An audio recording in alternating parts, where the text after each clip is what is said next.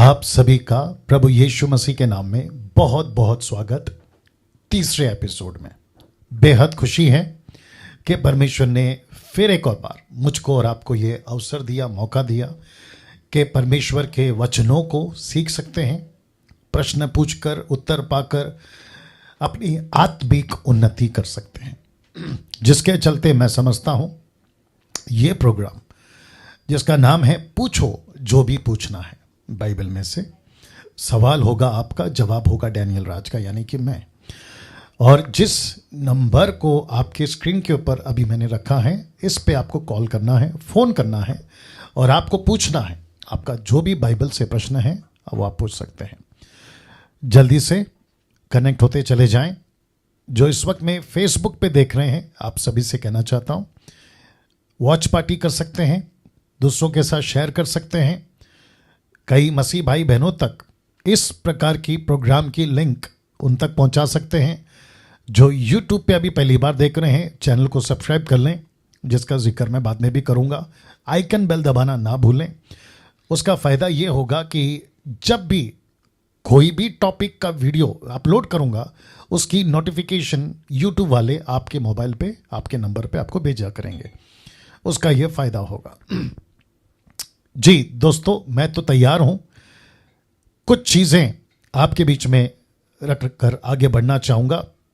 जिस नंबर पे आपको फ़ोन करना है वो नंबर है ये 9982335777। स्क्रीन पे चेक कर लो, मैं बीच में आ रहा हूँ क्या नंबर के? ठीक है जी दोस्तों, या ब्रदर्स एंड सिस्टर्स, प्रभु के लोगों, इस नंबर पे आपको कॉल करना है।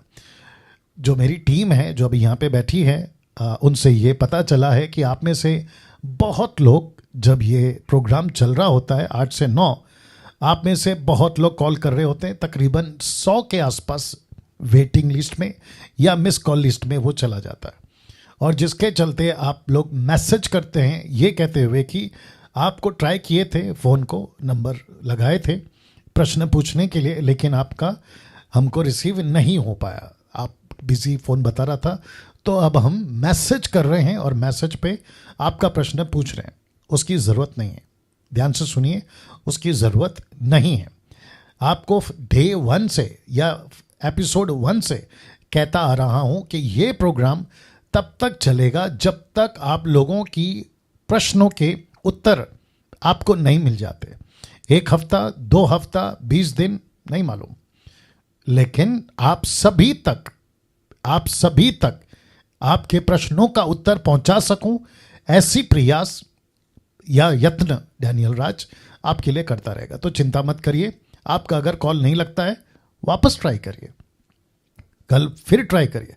ऐसा भी हो सकता है कि जो प्रश्न आप पूछने वाले हैं उसी प्रश्न को किसी और ने पूछ लिया, तो आपका तो काम बन गया फिर, क्योंकि आप पूछो या वो पूछे, जवाब तो मैं ही दूंगा।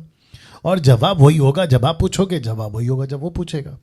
तो चिंता की बात नहीं है। तो आप लोगों को क्या करना है, वेट करना है जब तक आपका नंबर नहीं लगता है। कुछ लोग मुझे मैसेज भी कर रहे हैं कि आपके व्हाट्सएप पे हम मैसेज कर रहे हैं, आप उसको पढ़िए। दिक्कत की बात यह है कि मैं व्हाट्सएप, आप जो करते हैं ना, जो फ़ोन मेरा है उसी से मैं शूट करता हूँ।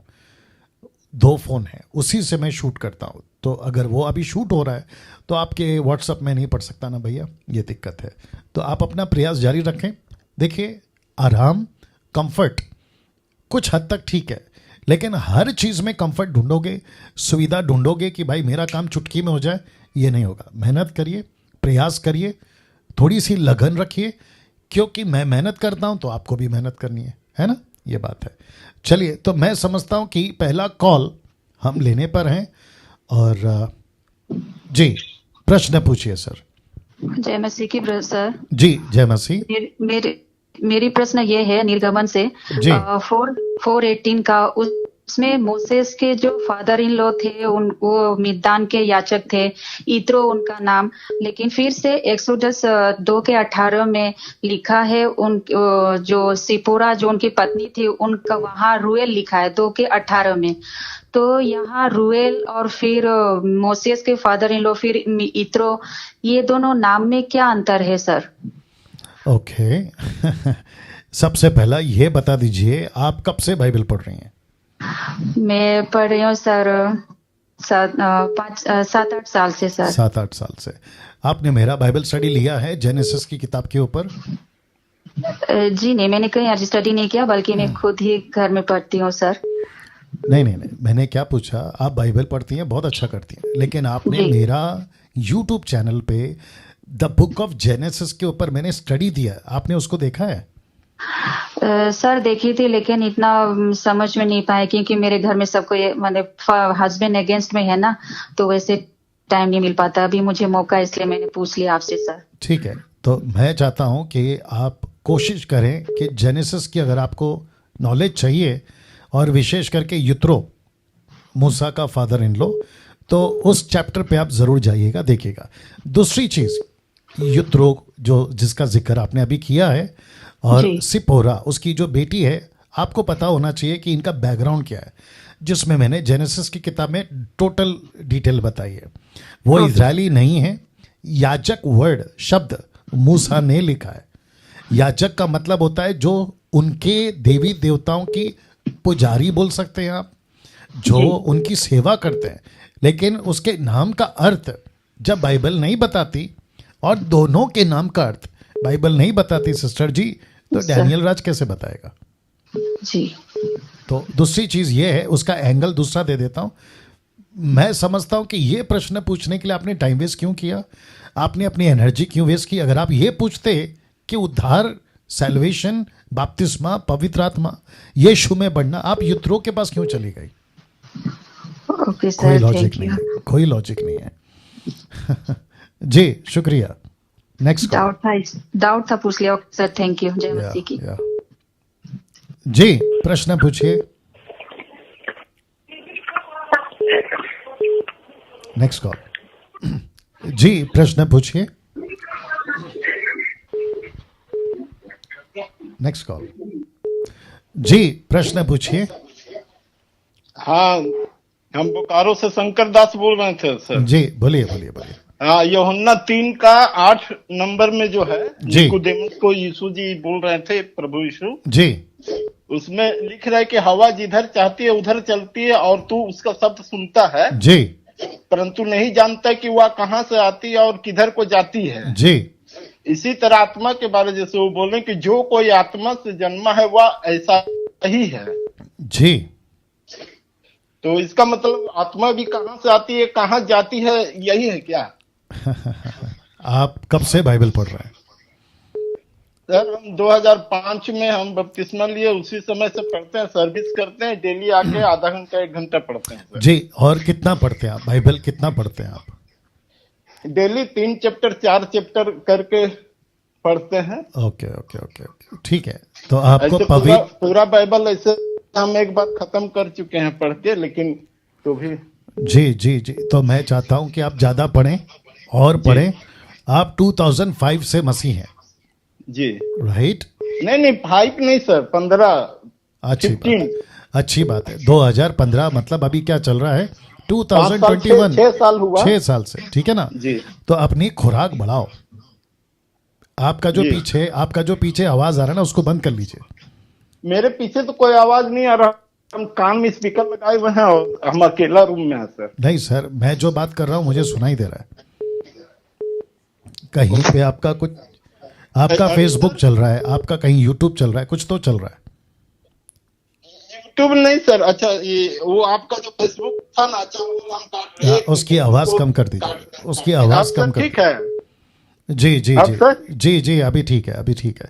तो जितने नेक्स्ट कॉलर हैं जो अभी कॉल करेंगे, मैं रिक्वेस्ट करता हूं आप अपना फेसबुक, यूट्यूब जो पीछे चल रहा होता है ना, उसको बंद करके ही आपको कॉल करना है, नहीं तो फिर आप ना ठीक से सुनोगे ना मैं ठीक से सुनूंगा। भाई का प्रश्न ये है, जी सुन लीजिए, भाई का प्रश्न ये है कि आवाज इधर चलती है उधर जाती है, आत्मा वैसी है, तू नहीं जानता कि वो कहाँ से आती है। तो इसका मतलब ये है कि निकोदेमुस यीशु को नहीं जानता, निकोदेमुस पवित्र आत्मा क्या है नहीं जानता। भाई साहब जो 2015 से बाइबल को पढ़ रहे हैं, तो इनकी बातों से ये अनुमान लगा सकते हैं, और इनके कंधे पे बंदूक रख के, दूसरे शब्दों में आपको मैं कहना चाहता हूं कि सबको स्टडी करना जरूरी है, पवित्र आत्मा की बातों को स्टडी करना जरूरी है। पौलुस कहता है पहला कुरिन्थियों के, अगर मैं गलत नहीं हूं, 3 अध्याय में वो कहता है कि जो आत्मा से जन्मा है आत्मा की बातें जानता है, जो आत्मा से नहीं जन्मा वो आत्मा की बातें नहीं जान पाएगा। तो निकोदेमुस को यीशु ने उसी कॉन्सेप्ट में या उसी वसीले से कहा कि इस तरीके से जो है तुम नहीं जानते हो कि तुम कहाँ के हो। और उसी संदर्भ में यूहन्ना 3 अध्याय वचन 3 से लेकर अगर हम 11-12 तक भी पढ़ते हैं तो यीशु कहता है कि मैं वहां से आया हूं, तुम नहीं जानते कि मैं कहां का हूं। ऐसी वाली बात है। तो मैं समझता हूं कि पवित्र आत्मा को अगर हम जान जाएंगे तो सारी बातों को भी जान जाएंगे। वो एक एग्जाम्पल था हवा को लेकर, दैट्स इट। हम सभी जानते हैं यीशु कहाँ से आया है, हम सभी जानते हैं पवित्र आत्मा कहाँ से आया है। और यीशु कौन है, पवित्र आत्मा कौन है, ये तीनों मिलकर पिता पुत्र पवित्र आत्मा एलोहिम परमेश्वर है। जी दूसरा सवाल, जी अपना प्रश्न पूछिए। जय मसीह की पास्टर जी। जी जय मसीह। मेरा क्वेश्चन आपसे है पास्टर जी। जी पहला तीमुथियुस 5 भाग उसकी 23 आयत से जी इसमें लिखा है पास्टर जी कि भविष्य में केवल जल ही का पीने वाला न रहे, पर अपने पेट के और अपने बार बार बीमार होने के कारण थोड़ा थोड़ा दारस भी काम में लाया कर। जी तो पास्टर जी मेरा आपसे क्वेश्चन ये है कि ऐसा संत पौलुस ने क्यों बोला पास्टर जी? क्योंकि पास्टर जी इस वचन से पास्टर जी काफी गलत शिक्षा दी जा रही है। काफी पास्टर्स और काफी विश्वासी पास्टर जी ड्रिंक कर रहे हैं पास्टर जी इस वचन के जरिए। जी जी आपका शुभ नाम फिर से बताइए। अभय। क्या है? ओके अभय, आपने इसके पहले भी कॉल किया था ना अभय? जी ओके ओके ओके ठीक है, लाइन पे बने रहें, आपको जवाब देना चाहूंगा। पहला तीमुथी 5:23 राइट? हाँ जी 23 हाँ जी। जी जी जी ना पौलुस ने लिखा, हिंदी बाइबल में पढ़ा है भाई ने, और इंग्लिश में और ओरिजिनल मैन्युस्क्रिप्ट ग्रीक में जब लिखा जा रहा होगा या पौलुस जब लिख रहा होगा तो उसने किस दाखरस का जिक्र किया? दाखरस को पी ऐसा नहीं लिखा है, दाखरस को काम में ला। कोई निकाल सकता है जल्दी से? पहला तीमुथी उसका 5वां अध्याय वचन 23। अभय लाइन में बने रहे। जी जी जी जी जी या वहां से कम कर लीजिए। पहला तीमुथी 5:23। जितने दर्शक हैं, कितने लोग हैं अभी टोटल कितने लोग हैं? ओके तकरीबन 800 के आसपास जो लोग देख रहे हैं, मैं उन सभी को रिक्वेस्ट करूंगा। अभय ने बहुत अच्छा प्रश्न पूछा है और मैं समझता हूं कि चिंता का विषय है, क्योंकि कुछ अधूरे ज्ञान के सेवक, मिल्क ड्रिंकिंग क्रिश्चियंस, पास्टर्स, अधूरे ज्ञान के पास्टर्स ऐसी आउट ऑफ कॉन्टेक्स्ट निकाल के बेड़ा गर्क कर रहे हैं। और अभय ने जो कहा है वो भी सही है कि बहुत सारे लोग इसका गलत इस्तेमाल करके जो है कहते हैं कि पियो। आज एक फ़ोन आया था मुझे, वो ऐसे कह रहे थे कि या ब्रदर हरियाणा से थे, वो कह रहे थे कि ऐसी चलन चली है, मेरा एक कज़न भाई है वो बिगड़ गया। मैंने पूछा कैसे? वो कहता है कि यीशु ने कहा है कि जो अंदर जाता है वो तुम्हें अशुद्ध नहीं करता। जो अंदर जाता है वो तुम्हें अशुद्ध नहीं करता, जो अंदर से बाहर आता है वो तुम्हें बिगाड़ता है। अब यीशु का कॉन्सेप्ट, कॉन्टेक्स्ट अलग था, जब ये पढ़ते हैं ना तो अलग है। तो कहते हैं कि प्रार्थना करके खाओ पियो सब ठीक हो जाता है। तो उसके चलते आप जानना चाहते हो क्या किया उन्होंने? वो दारू पे प्रार्थना करते हैं और कहते हैं कि प्रभु आपका वचन कहता है जो अंदर जाता है वो अशुद्ध नहीं करता, इसलिए हम दारू पी रहे, तो खूब मजे ले लेके पी रहे। इनको कहते हैं, ये अपने आप को क्रिश्चियन कहते हैं, ईसाई कहते हैं, क्राइस्ट फॉलोवर कहते हैं। गुस्सा आता है ऐसों को कहता हूं मैं महामूर्ख। ओके पढ़ते हैं वचन 23, 1 तीमुथी चैप्टर 5:23 लिखा है, भविष्य में केवल जल ही का पीने वाला ना हो, पर अपने पेट के और बार बार बीमार होने के कारण थोड़ा थोड़ा दाखरस भी काम में लाया कर। तो शब्द है काम में लाया कर, और लिखा है थोड़ा थोड़ा दाखरस। अब ये कौन सा दाखरस है? मैंने एक बार प्रचार किया था कि यीशु का पहला चमत्कार दाखरस, लेकिन वो क्या था? That was not liquor. Liquor समझते हैं जिसमें नशा होता है, वो प्योर ग्रेप जूस था, अंगूर का जूस, उसकी बात हो रही थी। अब उसको लोग वाइन बनाते हैं, लोग उसको अल्कोहल कहते हैं, वो अलग विषय है। लेकिन इस वचन में जो तिमोथी कह रहा है, अभय ने जो प्रश्न पूछा है, माफ करें पौलुस ने तिमोथी को कहा है, वो टॉपिक तिमोथी तक रखिए। तिमोथी को कहा है जैसे मूसा को कहा। अभय आप सुन रहे हैं? जी सर। जी जी जी जी जी, टक करके बढ़ना चाहिए। जी, साथ ही साथ मूसा को कहा कि जूते उतार, सिनाई पर्वत पे, निर्गमन 3 अध्याय। मूसा को कहा ना, तो मूसा जूता उतारे, हम सब क्यों जूते उतार रहे हैं? जिसको कहा है खतना करे तो वो खतना करे, हम सब क्यों खतना कर रहे हैं? यहूदियों को कहा था तभी कि तुम मंदिर में आओ, बकरी का, इसका उसका लहू लाओ, हम क्यों ले जाएं? जिसको कहा है वो करे। तो वैसे पौलुस ने बहुत सारे लोगों को कुछ कुछ कहा है कि मैं तुम्हारे पास आ रहा हूं, चंदा इकट्ठा रखना और मैं ले जाऊंगा यरूशलेम में। तो चंदा उनको इकट्ठा करना था, सबको, पूरी कलीसिया को थोड़ी चंदा इकट्ठा करना है। और अगर ऐसा है तो इकट्ठा करो और फिर पौलुस को भी लाके बताओ। आज के युग में नहीं कर सकते। सबसे पहली चीज वो दाकरस है, अंगूर का जूस, अगर उस पर भी बहस है चलो मान लेते हैं, लेकिन ऐसा लिखा ना काम में ला, अब उससे दवा बनती होगी। पौलुस की बहुत सारी पत्री, जल्दी से निकालो, 2 Peter chapter 3 verse 16, 2 Peter chapter 3 verse 16, दूसरा पत्र 3:16। पतरस कहता है कि पौलुस की बहुत सारी लेटर जो वो लिखता है समझ में नहीं आती। आइए बताते क्या लिखा है उन्होंने। लिखता है, कहाँ गया, हाँ, 2 पीटर चैप्टर 3 वर्स 16 कहता है, वैसे ही उसने अपनी सब पत्रियों में भी इन बातों की चर्चा की है जिनमें कुछ बातें ऐसी है जिनका समझना कठिन है। देखिए किसकी लेटर? पौलुस की। लिखता कौन है? पतरस। कहता है कठिन है और अनपढ़ चंचल लोग उनके अर्थों को भी पवित्र शास्त्र की अन्य बातों की तरह खींच तान कर अपने ही नाश का कारण बनाते हैं। किसकी लेटर? पौलुस की। किसको नहीं समझ रही है? पब्लिक को। फिर क्या करती है? कॉन्टेक्स्ट में से टेक्स्ट निकालकर बेड़ा गर्क। तो जिसके चलते अभय साहब ने जो प्रश्न पूछा है, मैं सभी मसीह समाज को कहना चाहता हूं कि तुम इस वचन के सहारे से अगर दारू पी रहे हो, नशा कर रहे हो, वो चाहे रेड वाइन हो या व्हाइट वाइन हो या बियर हो, रम हो, विस्की हो, वोडका हो, जिन हो, कुछ भी हो, अगर आप उसका सेवन करते हैं और इस वचन का सहारा लेते हैं तो फिर याद रखिए, पियक्कड़, ऐसा बहुत बार लिखा है पौलुस ने, पियक्कड़ स्वर्ग के राज्य में नहीं जा सकता। याद रखिएगा, पियक्कड़ स्वर्ग के राज्य में नहीं जा सकता। अन्यायी लोग परमेश्वर के राज्य में प्रवेश नहीं कर सकते। तो अभय साहब के सवाल से मैं पूरे मसीह समाज को, देश और विदेश में सबको कहना चाहता हूं कि अगर आप नशा कर रहे, थोड़ा भी कर रहे, भर भर के कर रहे, आप पक्का नरक जाओगे, पक्का नरक जाओगे। वो चाहे कोई भी तुर्रम खान हो। मैं सबको कहना चाहता हूं नशा मत करिए। अभय साहब, आशा करता हूं कि आपको जवाब जी सर। जी बहुत बहुत शुक्रिया। इस पास्टर से पास्टर जी काफी जो मसीह भाई बहन है पास्टर जी, पास्टर से वो नशा कर रहे थे पास्टर जी। जी आपका धन्यवाद पास्टर जी कि आप किस मैसेज के जरिए काफी लोग सुधर जाएंगे। जी बिल्कुल, मैं इसको एडिट करके भी वीडियो बना के डाल दूंगा, डोंट वरी। पास्टर जी बहुत बहुत शुक्रिया, God bless you. Next call, next question. जी सवाल पूछिए। Hello,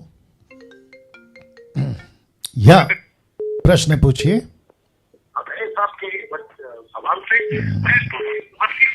cut.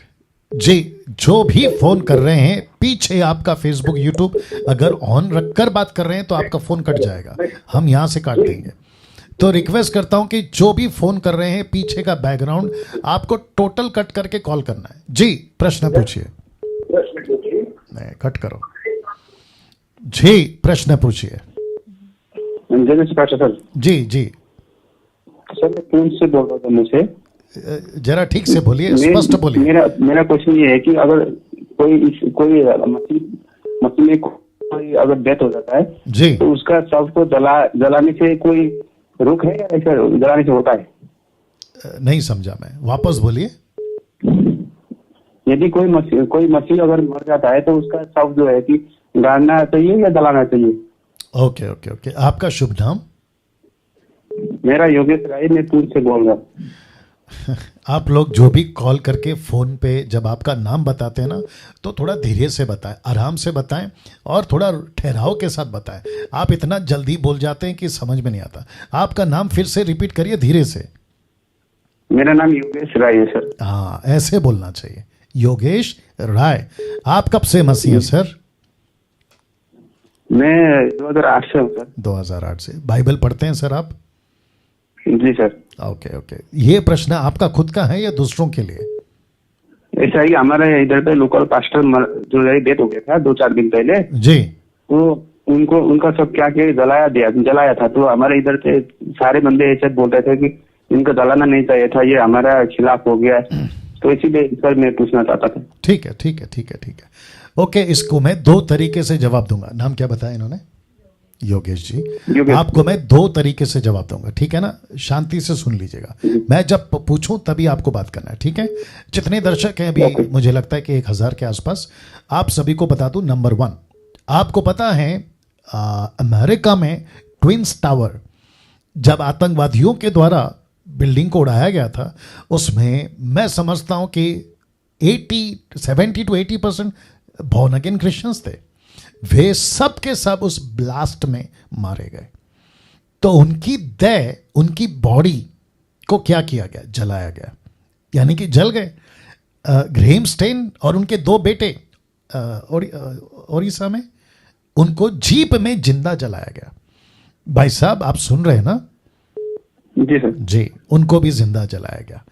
अब इसको कहते हैं सिचुएशन, परिस्थिति ऐसी थी कि उनकी पार्थिव शरीर को एक्सीडेंटली उनको जलाना पड़ा या वो खुद जल गए। ऐसे कितने घर हैं जहां पे गैस यानी कि सिलेंडर ब्लास्ट होता है, कई लोग जल के मरते हैं।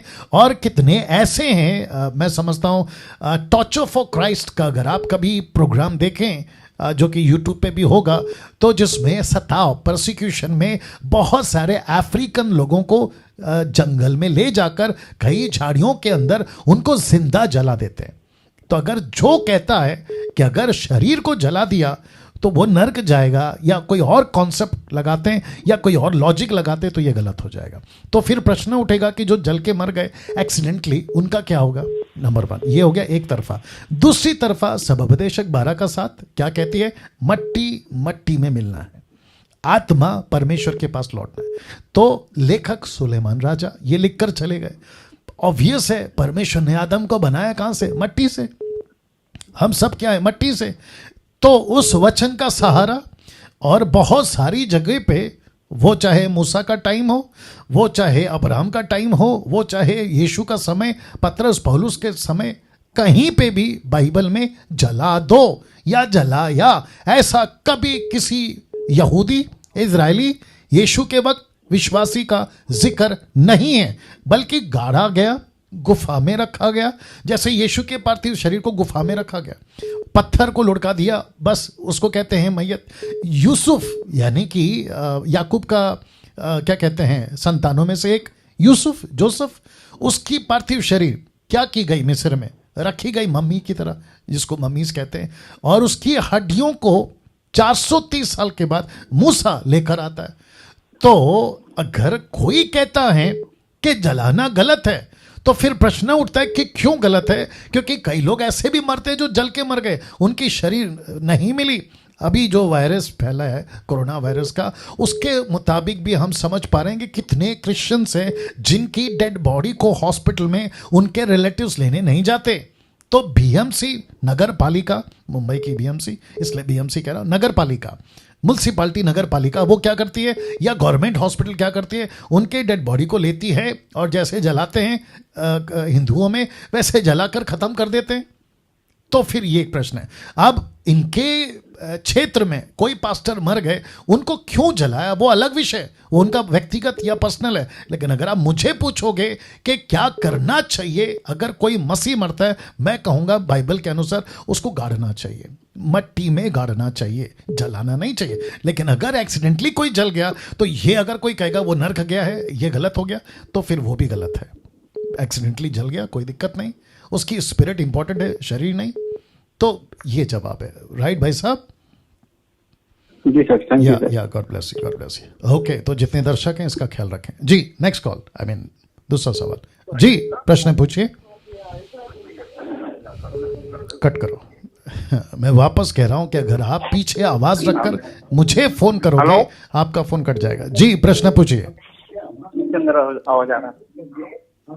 कट करो। Next call. Hello hello, next call. जी प्रश्न पूछिए। जी प्रश्न पूछिए। जी सर। आपका फोन नजदीक रख के प्रश्न पूछिए। जी सर, मेरा नाम अभय गंगवार है। जी। मेरा प्रश्न ये है सर, एक मसीह व्यक्ति, ये जो संसारिक तौर तरीके से लोग त्योहार मनाते हैं, एक जी। विश्वासी व्यक्ति को मनाना चाहिए सर? ओके, कौन सा त्योहार? सर जैसे होली, दीपावली, रक्षाबंधन। आपका आवाज नहीं आ रहा है, ठीक से फोन नजदीक रखिए। और कौन से त्योहार की बात कर रहे हैं आप? जी, सब धर्मों सर की। जैसे ये लोग, जैसे होली, दीपावली और रक्षाबंधन। ओके, तो मुझे ऐसा लगता है कि आप पूछ रहे हैं कि हिंदुओं का फेस्टिवल। हाँ हाँ सर। तो फिर मुस्लिम का भी फेस्टिवल है। तो दुनिया में जितने भी धर्म हैं सब फेस्टिवल की बात कर रहे हैं, या फिर आप किसी हिंदू की बात कर रहे हैं? जी सर, त्योहारों की। हाँ, तो ऐसे बोलिए। तो जितने भी त्योहार हैं सब त्योहारों की बात कर रहे हैं, राइट? जी सर। जी सर। शुक्रिया, लाइन पे बने रहें। और जितने 1100 लोग अभी देख रहे हैं, आपको भी ध्यान से सुनना है कि भाई का नाम क्या बताया था? आपका नाम फिर से बताइए। जी सर, अभय गंगवार। दिक्कत वही है, आप लोग जब नाम बताते हो ना तो ऐसे बताते हो कि आपको गाड़ी पकड़नी है। धीरे से बोलिए। जी सर, अभय। हाँ, ऐसे बोलो, ऐसे बोलो। ओके, तो ये भाई अभय हैं जो प्रश्न पूछ रहे हैं कि क्या त्योहार मसीहों को मनाना उचित है। तो सबसे पहली चीज, एक मसीह को, वो चाहे कोई भी धर्म से आता हो, मसीह का मेरा मतलब है परमेश्वर के राज्य का संतान। मैं क्रिश्चियन उनको नहीं बुलाऊंगा, क्योंकि हिंदू, मुस्लिम, सिख, ईसाई ये रिलीजियस में आ गए, धार्मिक में आ गए, धर्म में आ गए। मैं उसकी बात ही नहीं कर रहा हूँ। मैंने तो पहले ही डिक्लेयर कर दिया कि डैनियल राज क्रिश्चियन का पास्टर, प्रीस्ट, पादरी नहीं है। मैं बाइबल टीचर हूँ, यीशु के वचनों का प्रचारक हूँ, उसके राज्य का प्रचारक हूँ, दैट्स इट। तो मैं जिसकी बात कर रहा हूँ, राज्य की संतान, द क्राइस्ट फॉलोवर्स की बात कर रहा हूँ।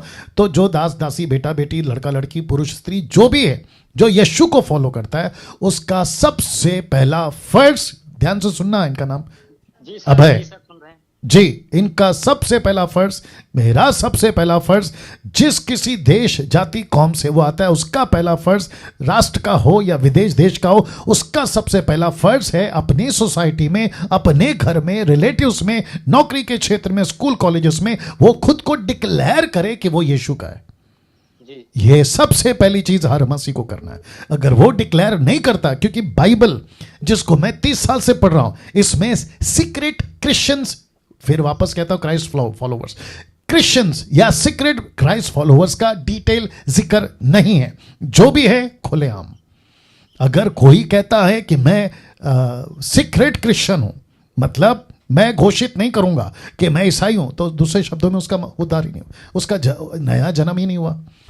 उसको डिक्लेयर करना है सोसाइटी में, आसपास में, पड़ोस में, कि मैं मसीह का हूं, मैं यीशु को फॉलो करता। इसलिए यीशु ने क्या कहा, लूका की किताब उसका 14 का 25, 26, 27 में उसने कहा कि जो कोई मेरे पीछे आता है वो अपना क्रूस उठाए।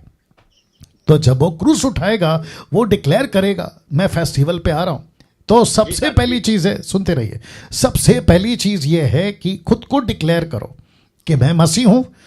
जब वो मसीह डिक्लेयर करता है, तो आसपास के लोग, जैसे मैं रहता हूं, आसपास के मेरे लोग, सबको पता है कि डैनियल राज कौन है। तो ना तो मुसलमानों के त्यौहार पे मेरे पास कोई आता है, ना हिंदुओं के त्यौहार पे मेरे पास कोई आता है, और ना ही किसी धर्म के त्यौहार पे मेरे पास आता है, क्योंकि सबको पता है कि डैनियल राज के पास जाकर कोई फायदा नहीं है, उससे चंदा मांग के कोई फायदा नहीं है, उसको कोई प्रसाद या फिर जो भी वो बनाते दे के कोई फायदा नहीं है, क्योंकि ये तो सीधा मना करेगा। क्यों मना करेगा? क्योंकि ये यीशु को मानता है। अब बात करते हैं फेस्टिवल की। वो चाहे कोई भी फेस्टिवल हो, अगर उस फेस्टिवल में मूर्ति पूजा शामिल है, जिसको कहते हैं आइडल वर्शिप, परमेश्वर उसमें शामिल नहीं है, और आप उसमें सहभागी नहीं हो सकते, जिसका जिक्र पौलुस करता है 1 कुरिन्थियों 10वां अध्याय में भी। वो कहता है कि विश्वासी का अविश्वासी के साथ में क्या नाता। तो हम ज्योति के संतान हैं, तो ज्योति के संतान की नाई चले। आत्मिक लोग हैं, आपका डीपी यही है ना, गलतियों 5:25। तो लिखा है अगर हम आत्मिक हैं तो आत्मा की चाल चलें। तो हम संसार के फेस्टिवल में, उनका कितना भी बड़ा फेस्टिवल हो और कई सालों का फेस्टिवल हो, नमस्ते, क्योंकि जिसका कनेक्शन मूर्ति पूजा से है, उस फेस्टिवल को नहीं मना सकते। लेकिन जिस फेस्टिवल में मूर्ति पूजा नहीं है, कल्चर है, क्योंकि मुझे तो खैर इतना नहीं पता है कि कौन कौन सा फेस्टिवल में मूर्ति पूजा या कल्चर है या मूर्ति पूजा नहीं है, मुझे नहीं मालूम। लेकिन जो करता है उसको पूछिए, डिटेल पता लगाइए, नहीं तो गूगल पे टाइप करके पता लगाइए और आप उसके बारे में जो है जानकारी हासिल करिए। अगर जरा सा भी लगा कि इसमें मूर्ति पूजा है, मत करो। सीधी बात, आपकी जान जाती है, नमस्ते, बिल्कुल खुशी से दे दो, क्योंकि मसीह के लिए यहां मरना, अनंत काल का जीवन पाना। मसीह को यहां इनकार करना, अनंत काल के लिए नरक में जाना। उम्मीद करता हूं आपको जवाब मिल गया। जी सर। हाँ सर, हम कुछ और बात पूछ रहे हैं सर। एक अब विश्वासी का कहना है कि जैसे प्रसाद लोग चढ़ाते हैं त्योहारों पर, वो नहीं करते हैं, लेकिन और उनके सारे कामों में शामिल होते हैं, ये करना उनको सही है क्या? देखिए, वापस मैं फिर कहूंगा, जिस चीज को करते हैं, जिस किसी में शामिल होते हैं, सबसे पहला वो विश्वासी है। उसने खुद की घोषणा की है ना कि मैं विश्वासी हूं। अगर एक विश्वासी है तो उसका काम, उसका रास्ता अलग होना चाहिए ना भैया। अगर वो उसमें शामिल हो रहा है तो फिर प्रश्न उठता है कि क्या वो मूर्ति पूजा में शामिल हो रहा है। अगर मूर्ति पूजा नहीं है, बस वो सुसमाचार सुनाने के मकसद से या उनको वचन सुनाने के मकसद से उनके साथ दोस्ती करता है तो कोई दिक्कत नहीं है। अच्छा, लेकिन मूर्ति पूजा ना करे बस। ठीक है सर। और हमारा एक और ये सवाल है जी कि जी सर, क्या प्रार्थना में एक व्यक्ति को, जैसे कोई बंदा है वो बहुत अधिक गुस्सा करता है, ठीक है, वो अगर गुस्सा करता है तो उसे इस बात की मांग करनी चाहिए कि प्रभु हमें इस बात का अनुग्रह दे कि ताकि मेरा क्रोध कम हो। अनुग्रह की सर मांग करनी चाहिए हमें प्रेयर में। हाँ, क्यों नहीं कर सकते ना। अच्छा, ठीक है सर। तो प्रार्थना में नहीं मांगेंगे तो फिर कहाँ पे मांगेंगे सर?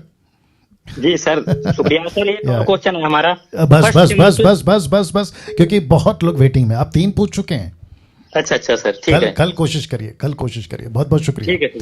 या दोस्तों, उम्मीद करता हूँ जवाब मिल गया। Next call, next question. जी, प्रश्न पूछिए। कट करो। मैं फिर कह रहा हूं कि जो भी फोन करते हैं, पीछे आपका बैकग्राउंड बंद होना चाहिए। जी, प्रश्न पूछिए। हेलो जी, जय मसीह पास्टर साहब। जी, जय मसीह। हाँ, मेरा नाम ललित है। जी सब मुझे एक क्वेश्चन था। ये जो प्रभु का आगमन है, जी, सेकंड कमिंग, जी, तो उसमें कहा है कि बी प्रिपेयर्ड, तैयार रहो। जी, तो पास्टर साहब, जब प्रभु का आगमन होगा तो आधी दुनिया सो रही होगी, आधी दुनिया जाग रही होगी, आधी जगह अंधेरा होगा, आधी जगह उजियाला होगा। जी, तो उजियाले वाले तो सेंस में रहेंगे, जागे हुए रहेंगे। जी, और अंधेरे वाले तो सो रहे होंगे। जी। तो मतलब किस तरह की तैयारी के वो हमारा आत्मा रिकॉग्नाइज करेगा प्रभु को कि हम ऑटोमेटिकली खींच लिए जाएंगे? कैसा होगा वो? मुझे थोड़ा सा मेरा अंडरस्टैंडिंग नहीं हो पा रहा ये बात। जी, ओके। आपका नाम क्या बताया? ललित साहब, आपका एज क्या है? जी सर। आपकी उम्र क्या है? उम्र मेरी 40 है। 40? ओके। और आप बाइबल कितना पढ़ते हैं और कब से पढ़ रहे हैं? बाइबल मतलब मैं तो 2000 समझो 4-5 से हूँ, बिलीवर हूँ। हाँ। और मैं बाइबल थोड़ा पढ़ता हूँ और गॉड टीवी ये सब सरमन्स ज्यादा सुनता हूँ। नहीं सर, आप सरमन सुनते, मुझे उससे कोई एतराज नहीं है। लेकिन अगर आप बाइबल नहीं पढ़ते हो तो मुझे एतराज है। आपको कम से कम, मेरी बात सुन लो, आपको कम से कम 30 to 40 चैप्टर्स एवरीडे पढ़ना है। जी बात साहब। हाँ, क्यों कह रहा हूं पता है? जितने दर्शक हैं वो भी सोच रहे होंगे कि मैंने, नाम क्या बताया? ललित से ये सवाल मैंने क्यों पूछा, आप भी सोच रहे होंगे। देखो ललित, नाराज नहीं होना, ठीक है? नहीं पास्टर साहब, हाँ, नाराज क्यों होंगे? जी, सुन लीजिए। आपने जो प्रश्न पूछा है ना, मैं जब 93 में प्रभु में आया था ना, मैंने जब पहली बार पढ़ा था ना कि जागते रहो, मत्ती का 26 अध्याय में मैंने जब पहली बार पढ़ा था ना, जागते रहो, तो मैं डर गया। मैंने बोला, प्रभु इसका मतलब क्या मैं रात में नहीं सोऊं? तो उसको कहते हैं 1 कुरिन्थियों 13 का, अगर मैं गलत नहीं हूं, 12-11-13 से आगे कहता है, जब मैं बच्चा था तो मैं बच्चों जैसी बातें करता था, लेकिन अब सियाना हो गया। तो ललित जी, जब आप बाइबल पढ़ते हैं ना, तो यीशु मसीह फिजिकल नींद की बात नहीं कर रहे, सबसे हाँ पहले जी। दिमाग में बात को डाल दीजिए। यहाँ हाँ जी। बात हो रही है आत्मिक तैयारी की। आप सो रहे हैं या जाग रहे हैं, इससे कोई फर्क नहीं पड़ता। अब ऐसे भी लोग हैं जो जाग तो रहे हैं लेकिन उनका आत्मिक जीवन सही नहीं है, तो क्या इसका मतलब वो उठा लिए जाएंगे? बिल्कुल नहीं। तो यीशु का सोने का जागने का कनेक्शन है आत्मिक बातें। मैंने अभी थोड़ी देर पहले कहा था जो आत्मिक है वो आत्मिक बातों को समझेगा। तो आपका दिन हो रात हो, अभी अमेरिका में दिन है क्योंकि भारत में रात है, तो यहां यीशु आएगा तो अमेरिका में भी तो आएगा ना भैया। हाँ तो इसका मतलब क्या है? जो सो रहे हैं अमेरिका में, जिनका आत्मिक जीवन अच्छा है, उनको यीशु छोड़ देगा? ये गलत है ना भैया। तो आपकी नॉलेज को डेवलप करो, बाइबल को अच्छे से पढ़ो। फिजिकल नींद की बात नहीं हो रही है, बात हो रही है स्पिरिचुअल आत्मिक तैयारी की, ठीक है? नहीं तो हम रात को सोते भी होंगे और प्रभु आ गए तो हमारा आत्मा खींच लिया जाएगा। Of course. आपको किसने कहा कि अगर आप रात को सो रहे हैं तो आपको प्रभु छोड़ के चला जाएगा? ये आपको किसने बोल दिया? नहीं मैंने छोड़ के जाने की नहीं, मुझे ये नहीं समझ आ रहा था कि कैसे रिकग्निशन होगा। वो ले पलक झपटते होगा और हम नींद, आधी दुनिया नींद में होगी, बिलीवर्स होंगे नींद में। तो मैं वही सोच में पड़ा कि कैसे उठ जाएंगे फिर, मतलब कैसे पहचानेंगे, मतलब देखिए हमारी आत्मा खींच ली जाएगी जी जी automatically। जी जी जी जी देखिए मैं वापस कह रहा हूं आपको, ठीक है ना? पतरस यीशु का चेला था। हाँ जी वेरी गुड। वो सोता था? करेक्ट। नहीं, मैं पूछ रहा हूं आपसे, वो सोता था क्या? हाँ सोता था। कैसे बता सकते हैं? क्योंकि प्रेरितों की किताब 12 अध्याय में जब वो सो रहा था तभी तो स्वर्गदूत ने उसको उठाया ना। तो उसके मन में ये प्रश्न नहीं रहेगा कि प्रभु मैं तो सो रहा हूं, अगर आप रात में आ गए तो मेरा क्या होगा? उसके मन में नहीं आया रहेगा? ऑफ कोर्स आया रहेगा। बट ये ऐसा नहीं है, आप सो रहे हो, जाग रहे हो। यार मेरे को ये जवाब देते हुए हंसी आ रही है, पता है तुमको ललित? मुझे ऐसा लग रहा है मैं संडे क्लास के बच्चे को टीचिंग दे रहा हूं। यार क्या प्रश्न है यार, ये क्या प्रश्न है? मैं फिर कहता हूं कि आप जाग रहे हो, सो रहे हो, इससे कोई फर्क नहीं पड़ता है। आपकी आत्मिक तैयारी होनी चाहिए और उसकी चिंता मत करो। तुम यार जीते जी सोने की बात कर रहे हो। पौलुस कहता है कि जो मर गए, मुर्दे, उनको तक प्रभु उठाएगा। तुम तो जिंदा हो यार। Yes correct yes. चलो, God bless you, take care. Thank you next call जी, प्रश्न पूछिए। अंकल जी जी, जय मसीह। जय मसीह, जय मसीह। जय मसीह की। अंकल जी मैं मेरठ यूपी से बोल रहा हूँ। जी पूछिए मेरा भैया। नाम निशांत डेविड है। जी अंकल जी मैंने आपके प्रकाशित वाक्य रेवलेशन के सारे लेक्चर देखे हैं, जी सारी टीचिंग देखी है। अंकल जी मेरा एक सवाल है। जी। अंकल जी पिछले महीने 13 तारीख को मेरे पापा की सडनली डेथ हो गई। जी उसके 7 दिन बाद मेरा बड़ा वाला भाई हॉस्पिटल में एडमिट हो गया। जी उसके बाद 20 तारीख को मेरे जो ताऊ जी थे वो उनकी डेथ हो गई। जी और ये कल मेरे बड़े वाले जो ताऊ जी जिनकी डेथ हुई थी उनके जी। बेटे की डेथ हो गई। जी तो अंकल जी मेरा ये सवाल है, लोग ये कह रहे हैं कि आपके घर में किसी ने कुछ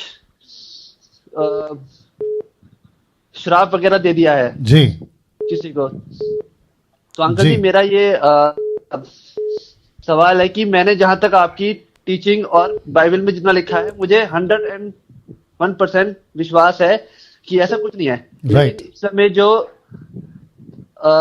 ताई जी हैं, भाभी वगैरह हैं, वो सब अंधविश्वास में मतलब हो चुके हैं, मतलब इस तरह से। ओके, आपका प्रश्न पे आ जाओ क्योंकि काफी लोग वेटिंग पे हैं। आप ये जी। पूछना चाह रहे हैं कि मसीह बनने के बाद श्राप रहता है या नहीं रहता, ये पूछ रहे हैं आप? जी अंकल जी, अंकल जी, ओके अंकल जी, ओके, अंकल। तो ये डायरेक्ट आ जाना था ना भैया। चलिए कोई बात नहीं। आपका जी, नाम अंकल, फिर से जी, बताइए, क्या नाम बताया? Nishant David uncle. निशान देव, तुम याद रखा करो। निशान जी, शांति से मेरे प्रश्नों, आपके प्रश्नों का उत्तर ले लीजिए, ठीक है ना? जितने अंकल, दर्शक है 1400 के आस, माफ करें, हाँ 1400 के आसपास लोग हैं, मैं उनको कहना चाहता हूँ आप भी सुने। जी इनका प्रश्न है कि मसीह बनने के बाद इनके घर में कई डेथ हो गई बैक टू बैक, तो क्या श्राप जो पूर्वजों का या फिर किसी भी है ना वजह से जो श्राप है मृत्यु का, क्या वो बना रहता है? तो सीधी लाइन में कहना चाहता हूं, अगर तुम मसीह के हो, दूसरा कुरिन्थियों 5 का 17, नहीं आप शांत रहिए। सचिन है ना इनका नाम? निशान, शांत रहिए, मैं आपसे नहीं सबसे बात कर रहा हूं, ठीक है ना? या तो दूसरा कुरिन्थियों 5 का 17 कहता है जो मसीह में है वो नई सृष्टि है, पुरानी बातें बीत गई। इफिसियों 3:1-13 और 4:30 कहता है कि जो जिसका उद्धार हो गया है उसके ऊपर पवित्र आत्मा की छाप लग गई है। तो मेरा प्रश्न है, जहां पवित्र आत्मा है वहां श्राप भी है, जहां पवित्र आत्मा का उजाला है वहां अंधेरा भी है। जिसको कहते हैं कि यीशु ने जिस आत्मा ने यीशु को जिलाया उसी आत्मा ने तुम्हारा उद्धार कराया, वो तुम्हारे अंदर रहता है, तो फिर श्राप कैसे रह सकता है? तो सबसे पहली चीज है कि सैल्वेशन के पैकेज में श्राप निकल जाता है, बंधन टूट जाते हैं, वो चाहे किसी भी पूर्वजों का, पीढ़ियों का, अलाना फलाना किसी का भी हो। और अगर यूनक, आप जानते हैं यूनक का मतलब क्या है, अगर वो भी श्राप देता है तो वो श्राप भी मसीहों को नहीं लगता। अगर कोई जादू करता है वो तक नहीं लगता। अब प्रश्न है फिर मौतें क्यों हो रही है? अब सीधी बात यह है कि जिसकी मौत हो रही है उसका जीवन प्रभु के साथ कैसा है? वो चाहे आंटी हो, अंकल हो, पिताजी हो, भाई हो, बड़ा छोटा कोई भी हो, उसका मसीह के साथ में जीवन कैसा है, ये प्रश्न उठता है। उसने जी जो पापा थे ना, उन्होंने पास्टर की ट्रेनिंग कर रखी थी। अरे भैया मैं वापस कह रहा हूँ, जरा शांत हो जाओ। अब आपने क्योंकि बोल दिया तो मैं फिर उसको भी कंक्लूड कर लेता हूँ। पास्टर हो या बिशप हो पास्टर हो, बिशप हो, रेवरेंड हो, अपोस्तल हो, प्रॉफिट हो, मुझ जैसे बाइबल टीचर हो, मैं सबकी बात कर रहा हूँ। सबका जीवन कैसा है? अब आपको एग्जाम्पल भी दे देता हूं और बाकी दर्शक दिख रहे उनको भी बता देता हूं। 1 कुरिन्थियों 11:23 से लेके 32 तक में पौलुस क्या कहता है? जो प्रभु बोझ लेता है, अगर गलत तरीके से लेता है, वो या तो कमजोर, दूसरा बीमार और तीसरा मर तक जाएगा। फिर ये क्या है? तो प्रभु ने शर्त रखा है ना, यही तो कह रहे हैं ना यूहन्ना का 5:13-14 में, तूने पाप किया था इसलिए श्राप आया, तू लंगड़ा हो गया, नहीं चल पाया। यीशु ने 38 साल पहले व्यक्ति को ठीक किया और उसको कहा कि फिर से पाप नहीं करना, नहीं तो इससे भारी विपत्ति आएगी। और फिर मत्ती का किताब उसका 12:39 से आगे पढ़ोगे, दुष्ट आत्मा जब निकल जाती है और देखती है कि ये व्यक्ति वापस वही पुरानी जिंदगी जी रहा है, तो वो एक नहीं आती बल्कि अपने साथ लाती है, उसकी हालत पहले से भी ज्यादा भयंकर खतरनाक। तो फिर कहूंगा श्राप किसी मसीह के जीवन में नहीं रहता, ये बात तो तय है। लेकिन दूसरा तरफ यह है कि उसका जीवन कैसा है। वो चाहे पास्टर हो, डिग्री लिया हो अमेरिका से या कहीं से भी, एक मसीह का जीवन, सेवक का जीवन प्रभु के वचन के अनुसार चलना चाहिए। इसके ऊपर बहुत प्रचार किया हूं। याकूब का किताब 1:13-14 लिखा है कि पाप परीक्षा में पड़ता है, परीक्षा फिर उसको अभिलाषा में डालती है, अभिलाषा गर्भवती होती है, पाप को जन्म देती है और पाप क्या लाता है? मौत। आप समझ गए भैया? जी हाँ, तो ये चक्कर है। लेकिन अगर आप कहोगे श्राप की वजह से मेरे पिताजी, अंकल, आंटी मर रहे हैं, मुझे इसके लिए कुछ अलग से कुछ करना है, कोई बड़े पास्टर को बुलाकर घर पे प्रार्थना करना है, तो ये इसकी कोई जरूरत नहीं है, क्योंकि प्रभु आपके साथ है, प्रभु की उपस्थिति आपके साथ है। आप खुद भी प्रार्थना करो। नाम क्या बताया? निशान, वॉल्यूम बढ़ाओ। निशान जी, जी आपको अगर ऐसा डर लगता है ना कि अंकल, मेरे को डर नहीं है, बिल्कुल भी डर नहीं है। मेरी बात सुन लो, मेरी बात सुन लो। मैंने कहा अगर अगर आपको लगता है ना ऐसा घर में कुछ है, तो आप खुद ही प्रार्थना कर लो, प्रभु से कहो प्रभु ये क्या है, और बैठो ना प्रभु के पास में। अगर निशान मैं आपके जगह पे होता ना निशांत, तो मैं बैठता, प्रभु को पूछता प्रभु ये क्या है। हालांकि आपका व्यक्तिगत मामला है, मैंने फिर भी आपका प्रश्न लिया, क्योंकि मैं जो पूछने के लिए कहा हूं वो बाइबल से सवाल है। लेकिन उसके बावजूद मैं जवाब इसलिए दे रहा हूं क्योंकि श्राप का प्रश्न उठा, श्राप, कर्स, इसलिए मैं जवाब दे रहा हूं। तो आप बैठो, प्रभु से पूछो प्रभु ये मौतें क्यों हो रही है? श्राप तो नहीं है। जहां यीशु है, लेट मी फिनिश, जहां यीशु है वहां ज्योति है, वहां उजाला है, वहां छुटकारा है। शैतान की बातें क्यों आएंगी? ओके जी अंकल, जी uncle, God bless, God bless, God bless.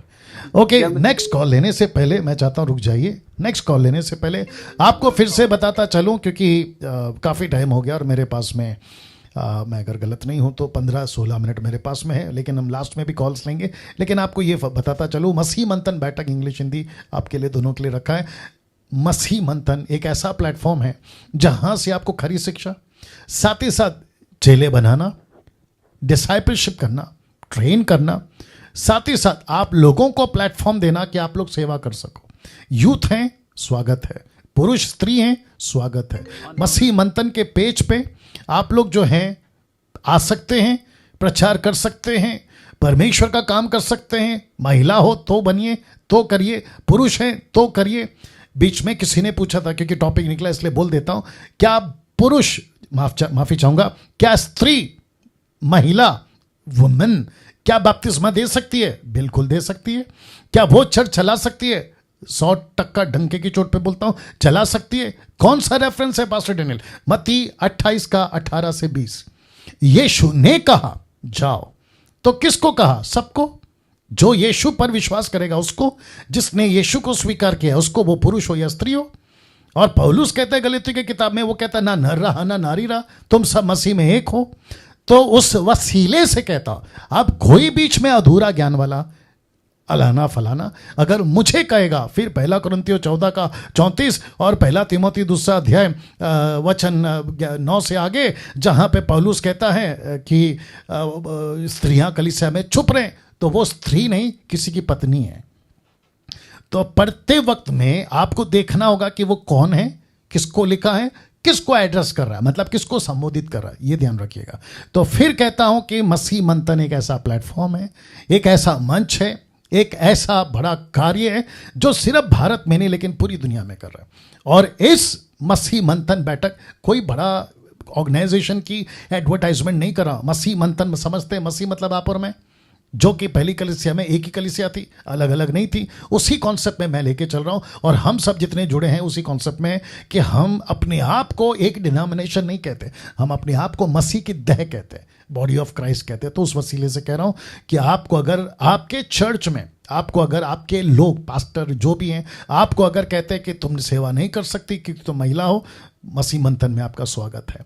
अगर किसी को कहते हैं कि तुम ये काम नहीं कर सकते, आपके ऊपर अगर बॉसगिरी हो रही है, आपके ऊपर अगर अत्याचार हो रहा है, मसीह मंथन में आइए, आपका स्वागत है। ऊपर बैठा परमेश्वर के साथ में अगर आप सही हो तो आप सबके साथ सही हो, लेकिन ऊपर बैठा परमेश्वर के साथ अगर आप सही नहीं हो तो यहाँ किसी के साथ में भी सही हो जाओ, कोई मतलब नहीं है। तो ऊपर प्रभु के साथ में रिश्ता आपका सबसे पहला ठीक होना चाहिए। मसीह मंथन आपको प्लेटफॉर्म देगा। मैं किसी से सर्टिफिकेट नहीं मांगूंगा कि अपनी पवित्रता की सर्टिफिकेट दिखाओ, धार्मिकता की सर्टिफिकेट दिखाओ, आपका चरित्र की सर्टिफिकेट दिखाओ। नो नो नो नो, आपका सर्टिफिकेट मैं नहीं, प्रभु चेक करेगा। मैं कौन होता हूं चेक करने वाला?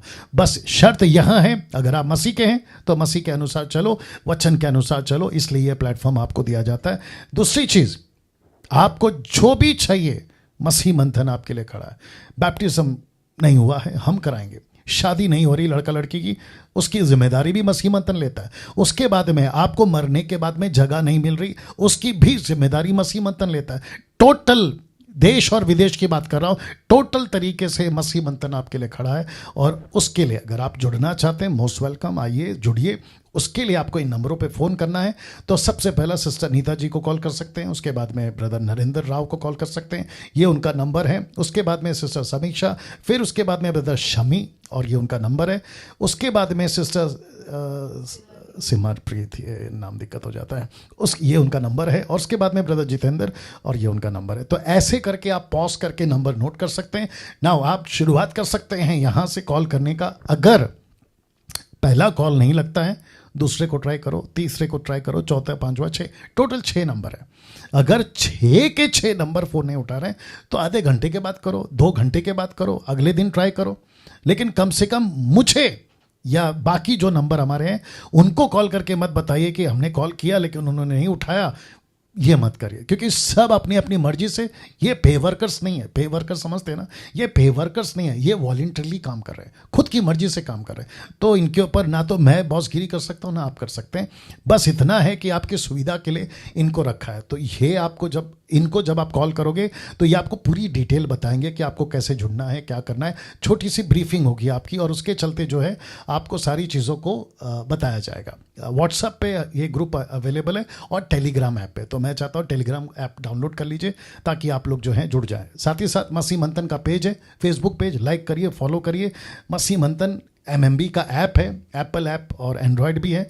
उसके बाद में वेबसाइट है हमारा www.masihmanthan.com, और साथ ही साथ डैनियल राज का चैनल है, डैनियल राज के चैनल को सब्सक्राइब करिए, और साथ ही साथ आइकन बेल दबाइए। नाउ अब जो बोलने जा रहा हूं बहुत इंपॉर्टेंट है। इस वचन के मुताबिक, प्रेरितों की किताब चौथा अध्याय वचन 32 से 35 तक में विश्वास करने वालों की मंडली एक चित्त एक मन के थे, यहाँ तक कि कोई भी अपनी संपत्ति अपनी नहीं कहता था, परंतु सब कुछ साझे का था, आपस में बांट के लेते थे। साझे का मतलब प्रेरित बड़ी सामर्थ से प्रभु यीशु की झूठने की गवाही देते रहे, उन सब पर बड़ा अनुग्रह रहा या होता था।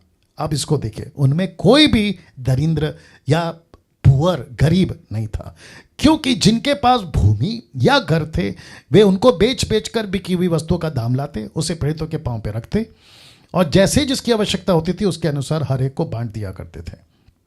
अब आप सोच रहे होगे कि डैनियल भाई ये क्या है? जैसे पहली सदी की कलीसिया, चाहे यरूशलेम की हो, यहूदिया की हो, समरिया की हो या आसपास के जो क्षेत्र हैं, सब एक जगह इकट्ठा होते थे जैसे जैसे उनकी सुविधा होती थी। प्रेरितों की किताब 8वें अध्याय तक, क्योंकि 8वें अध्याय में कलीसिया तितर बितर हो गई और वो कई जगहों पर फैल गए, लेकिन जब तक इकट्ठी होती थी तो सारा पैसा एक जगह आता था। पतरस या उनकी कोई टीम होगी, खैर उसका जिक्र नहीं है, फिर वो क्या करते थे, पैसा रखते नहीं थे, बल्कि जिसकी जैसी आवश्यकता होती थी उसको बांट दिया करते थे। उसी वसीले से अभी जो रखा है, अब परिस्थिति भारत में, खास करके अदर कंट्रीज में तो है दिक्कत, लेकिन मैंने वहाँ की रिस्पॉन्सिबिलिटी नहीं ली, सिर्फ भारत की बात कर रहा हूँ। 135 करोड़ का भारत, जिसमें मैं समझता हूँ कम से कम 7 से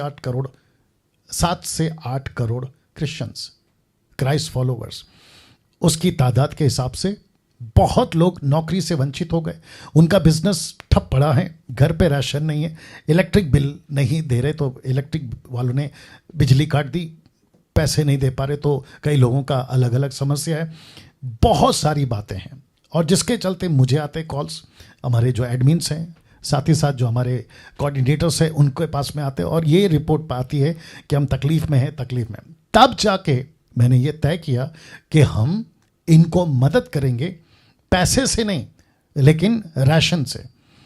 पैसे मुझे आप देंगे, राशन हम उनको पहुंचाएंगे, जिसके चलते आप देख सकते हैं कि पैसों को ला लाकर पतरस के पांव पे रखते, प्रेरितों के पांव पे रखते और वो क्या करते थे, बांट दिया करते थे। तो इसी प्रोसेस को हम करेंगे। तो मुझे लगता है कि इस मुहिम को स्टार्ट कर 5 दिन हो गए होंगे, आज का दिन पकड़कर कम से कम 80 परिवार को अभी तक या उससे भी ज़्यादा हम लोगों की मदद कर चुके हैं। 2-2 हज़ार रुपए की राशन पैकेट बना के हम उनके घर पर पहुंचा चुके हैं। अब आप पूछोगे डैनियल भाई कैसे यकीन करें, उसकी आपको ज़रूरत नहीं है। अगर आप मुझे कहोगे कि हमको फ़ोटो दिखाओ तो इसका मतलब ये है कि आप 2000 रुपये दे के लाख रुपए का सवाल पूछ रहे हो। ये नहीं कर सकते हम, और ना ही मैं ये करना चाहूँगा। यीशु कहता है कि तुम जब देते हो तो ढिंढोरा मत पीटो, तो मैं भी नहीं करूँगा। हाँ, मैं जिसको कह रहा हूँ कि तुमको पैसे देता हूँ, जाके राशन बांट के आओ या पैकेट बांट के आओ, मैं उनसे रिपोर्ट लेता हूँ। और मैं इसलिए लेता हूँ क्योंकि मुझे उनके ऊपर विश्वास है, और उनका और मेरे बीच में वो जो अंडरस्टैंडिंग है उसकी चिंता आपको करने की ज़रूरत नहीं। अगर आपको यकीन है बेशक आप आइए, स्वागत है, मदद कीजिए, नहीं है तो नमस्ते। बाकी प्रभु बैठा है, प्रभु उनको चलाएगा। तो ऐसे लोग जो मदद करना चाहते हैं, इस नंबर पे आपको कॉल करके, या अगर आपका गूगल है, गूगल पे बोलते हैं, तो डायरेक्ट इस नंबर पे कर सकते हैं। आपको फ़ोन करके पे करना है, देना है तो फ़ोन करके भी पे कर सकते हैं या दे सकते हैं, या आपको अकाउंट नंबर चाहिए, कॉल करिए, आपको अकाउंट नंबर मिल जाएगा। लेकिन ये जो नंबर है डैनियल राज 989982335777, ये सिर्फ और सिर्फ भारत के किसी भी कोने से पास्टर्स, सेवक लोग अगर तकलीफ में हैं, वो डायरेक्ट इस नंबर पे मुझे व्हाट्सएप पे मैसेज करें या वॉइस क्लिप डालें। कॉल नहीं करना है, मैसेज करें या फिर आप मुझे वॉइस क्लिप डालें, तो मैं उसको देखूंगा, पढ़ूंगा, मैं खुद करूंगा। और पास्टर अगर आप हैं तो हम आपकी मदद भी करना चाहेंगे। तो इसके साथ ये बात बताते हुए नेक्स्ट कॉल हम लेना चाहेंगे, और नंबर वापस रख देता हूं। नंबर है ये। जी, प्रश्न पूछिए सर। हेलो जी। हेलो जी, प्रश्न पूछिए। हाँ सर, मैं पुणे से बात कर रहा हूँ सर। जी। हाँ सर, मेरा प्रश्न है सर। मेरा प्रश्न है सर, जैसे सर रैप्चर बोलते सर, लोग बोलते हैं सर, मसीह वाले को सर, रैप्चर के टाइम में सर लोगों को जो विश्वासी है सर जी, सर जो रैप्चर में बोलते हैं सर, मसीह जो विश्वासी है सर, वो लोग जो जब ऊपर रैप्चर होगा सर, वो लोग नीचे सर प्रभु परमेश्वर जब विश्वासी रहेगा उन्हीं को लेके जाएगा, जो अविश्वासी है उनको छोड़ दिए सर जी। जब उसमें कोई भटक गए सर, विश्वास में है सर, भटक गए जी, तो उसके बाद में सर उन लोगों में सेकेंड टाइम में भी परमेश्वर उनको स्वर्ग में लेके जाएगा सर। ओके, ये आपका प्रश्न है? क्यों तो सर मैंने ऐसे देखा है सर, और मैं एक पास्टर का सुना हूँ सर, वो बोलते हैं सर सेकेंड टाइम में भी सर आपको एक दूसरा चांस भी मिलेगा आपको स्वर्ग में एंट्री करने के लिए। ठीक है, तो मैं वही पूछ रहा हूं, ये आपका प्रश्न है? हेलो, हाँ सर। ये आपका प्रश्न है? मैं पूछ रहा हूं आपसे, ये आपका प्रश्न है? हाँ सर। तो भैया हाँ बोलो ना, कितनी देर लगा रहे हो? चलिए अब आप शांत हो जाए, मैं आपको जवाब दे रहा हूं, ठीक है? ओके, भाई का नाम क्या बताया? ओके, आपका नाम बताइए जल्दी से। अरुण राठौड़ सर। ठीक से बोलिए। अरुण राठौड़ पुणे से सर। ठीक है, शांत हो जाए। ओके, भाई का नाम है अरुण राठौड़, शायद प्रोनाउंसिएशन ठीक किया मैंने। भाई का प्रश्न ये है कि जब रैप्चर होगा तो जो विश्वासी है वो उठा लिए जाएंगे, अविश्वासी छोड़ दिए जाएंगे। फिर इनका दूसरा उसी के साथ में मिलता जुलता प्रश्न ये है कि जो विश्वासी वो भटक गए, दूसरे शब्दों में पाप का जीवन जी रहे, उनको अगर फर्स्ट रैप्चर में नहीं उठाया गया तो जब यीशु सार्वजनिक दूसरी बार आएंगे बादलों पे तब उनको मौका मिलेगा। ऐसा इनका प्रश्न है, अगर मैंने सही समझा। तो जितने दर्शक हैं अभी देख रहे हैं, तो मैं उनको भी कहना चाहता हूं, अगर आपका भी ये प्रश्न है तो जवाब यूं है कि देखो भाई, चांस क्यों ले रहे हो? नंबर 1, आप चांस क्यों ले रहे हो? आप ऐसा जीवन जियो कि आप पहले रैप्चर में चले जाओ। इसके ऊपर, रैप्चर के ऊपर मैं स्टडी दे चुका हूँ, रेवलेशन का जो टीचिंग है उसको मैं दे चुका हूँ। मैं कल इसके ऊपर डिटेल में बात करूँगा कि कितने सारे यूट्यूब पे आप लोग जो है मेरे टीचिंग को देख सकते हैं, जो मैंने दिया हुआ है उसमें मैं बता चुका हूँ कि अगर फर्स्ट रैप्चर में नहीं गए, आप सेकंड का चांस का वेट कर रहे हो कि यार चलो पाप का जीवन है, ठीक नहीं है, अभी मजा कर लेते हैं, सेकंड में तो चले जाएंगे, वो आपके ऊपर भारी पड़ जाएगा। दूसरे शब्दों में, अगर आप पहले विश्वास योग्य नहीं निकले तो क्या गारंटी है कि आप दोबारा में विश्वास योग्य निकलोगे? अभी जब सब कुछ ठीक है, आपका मसीह जीवन नहीं जिया जा रहा है, जब एंटी क्राइस्ट आ जाएगा, सत्ताव बढ़ जाएगा, 1 गवर्नमेंट, 1 रिलीजन, 1 डोमिनेशन आ जाएगा, तब ऐसे टाइम पे आपको बाइबल कहाँ से मिलेगी, चर्च कहाँ से मिलेगा, स्टडी कहाँ से मिलेगी? तब तो आपका भटकने का चांस 99.9% हो जाएगा। आप सुन रहे हैं भाई साहब? हाँ, तो ये जो चांस है ना सेकंड का, इसके ऊपर कभी नहीं बैठना। मुझे नहीं पता वो कौन सा पास्टर है और कौन से मकसद से उन्होंने कहा, मुझे नहीं जाना है उसमें। लेकिन अगर आप मुझे पूछोगे, शांत हो जाइए, अगर आप मुझे पूछोगे तो मैं कहूंगा आप सेकंड का चांस क्यों ले रहे हो?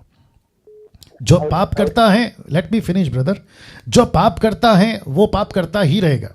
अगर ये सोचकर वो जी रहा है मसीह जीवन कि भाई चलो फर्स्ट में नहीं मिला तो सेकंड में तो मौका मिल ही जाएगा, तो भैया तुम फर्स्ट में गए तो सेकंड में पक्का जाओगे। बोलिए सर, क्या बोलना चाहते हैं? सर और एक बात है सर, जैसे सर कोई विश्वासी है सर, लड़का है सर जी, हेलो सर, विश्वासी है सर, जैसा लड़का है सर, वो जो अविश्वासी इसके साथ शादी कर सकता है, जैसा सर मूर्ति पूजा वो लड़की करती है, जैसा लड़का लड़की, जैसे कोई भी सर हो। एक सेकंड,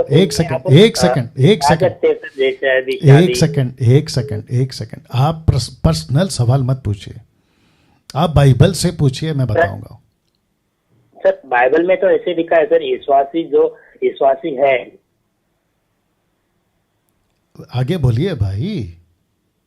हाँ सर, जैसे विश्वासी लड़का जो विश्वासी बाइबल पढ़ता है, परमेश्वर को स्तुति आराधना करता है और परमेश्वर के साथ जाता है सर, जैसे सर एक अविश्वासी लड़की है सर, जैसे वो शादी कर सकते हैं, जैसे ऐसे कोई लड़का फिर करता है, वापस तो वही तो कह रहा हूँ ना सर, ये आपका पर्सनल सवाल हो गया। शादी कर सकता है कि नहीं कर सकता है, वो चर्च जाता है, बाइबल से कुछ पूछिए, मैं बताऊंगा। चलिए आप नेक्स्ट टाइम कभी कॉल करिएगा। Next call, thank you. या जी, प्रश्न पूछिए सर। कट। हेलो जी, हेलो जी, हाँ सर, मैं कोल्हापुर से बात कर रहा हूँ। जी हाँ सर, मैं कोल्हापुर से बात कर रहा हूँ सर, समाधान बोल रहा हूँ। उसका पीछे वॉइस आ रहा है। जी, मैं रिक्वेस्ट करता हूँ आप लोग जब कॉल करते हैं तो पीछे आपका फेसबुक चल रहा है, आपका यूट्यूब चल रहा है, उसको बंद करके ही कॉल करना है। जी, प्रश्न पूछिए। हेलो जी जी, पास्टर जी प्रेज द लॉर्ड। जी, प्रेज द लॉर्ड। पास्टर जी, मैं ये पूछना मांग रहा था, जो फर्स्ट रैप्चर में जब प्रभु यीशु मसीह आएंगे जी, तो क्या फरिश्तों के साथ आएंगे कि अकेले आएंगे? वापस बोलिए, फर्स्ट रैप्चर की बात कर रहे हैं जी। जब रैप्चर होगा, मतलब रैप्चर तो एक ही होगा, फर्स्ट जी। सेकंड तो नहीं, जी। तो प्रभु यीशु मसीह जब आएंगे उस समय एंजल्स के साथ आएंगे, अकेले आएंगे? Okay okay. फिर आपसे कुछ प्रश्न पूछना पड़ेगा वापस से। कब से बाइबल पढ़ रहे हैं आप? बाइबल कब से पढ़ रहे हैं? ये मुझे हो गए अप्रोक्सीमेटली, वैसे तो आप लगा लीजिए 30 साल हो गए। वंडरफुल। एज तो आपकी फिर अच्छी खासी होगी। जी, मेरा 44 है जी। वंडरफुल। मसीह कब से हैं सर? वैसे तो जी बॉर्न क्रिश्चियन हूँ, Okay, बट got it. अगर सही मायने में कहे जाए तो अभी आप कह सकते हैं 25 साल से। वंडरफुल। ओके, मैंने इसलिए पूछा, नाराज नहीं होना, मैंने इसलिए पूछा, नहीं।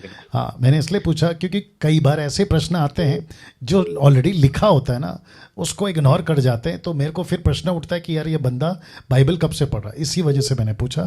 बट आपने जो पूछा है बहुत रेलेवेंट है, मैं उसका जवाब देना चाहूँगा।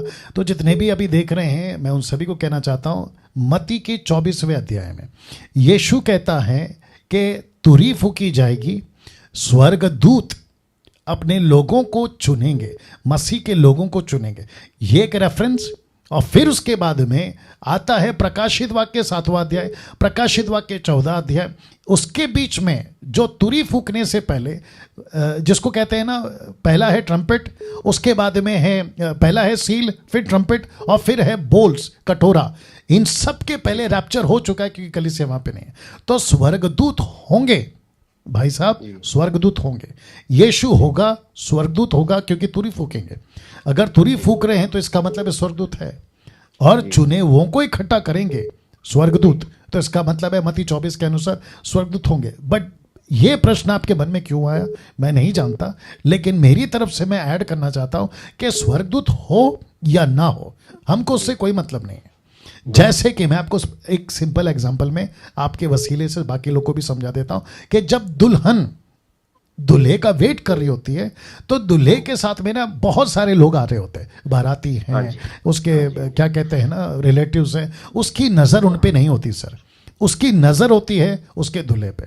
वैसे ही स्वर्गदूत आते हैं, हमको कोई दिक्कत नहीं है, 50 आए 50,000 आए, लेकिन हमारा आंख यीशु पर होगा, यीशु के लिए हम देखेंगे। ये जवाब है सर जी। इससे रिलेटेड एक और प्रश्न पूछ सकता हूँ कि दोबारा कॉल करूं? जी कर बोलिए। वैसे तो चलिए, इससे भी कोई वो नहीं है, बिकॉज सवाल जवाब का सेशन है, इसलिए जी बिल्कुल बोलिए ना भैया। जैसे प्रभु यीशु मसीह दूल्हा है, वो आएंगे अपनी दुल्हन को लेने के लिए जी, और एक जगह जैसे हम पढ़ते हैं वचन में कि जब जो यहूदी या जो लोग थे आसपास, जब वो उपवास के विषय में उन्होंने कहा था कि तेरे, जब ये यूहन्ना के चेले भी जो है उपवास रखते हैं और बाकी जो लोग हैं वो भी उपवास रखते हैं, तो प्रभु यीशु मसीह ने उनको ये जवाब दिया था कि जब तक दूल्हा उनके साथ है तो बाराती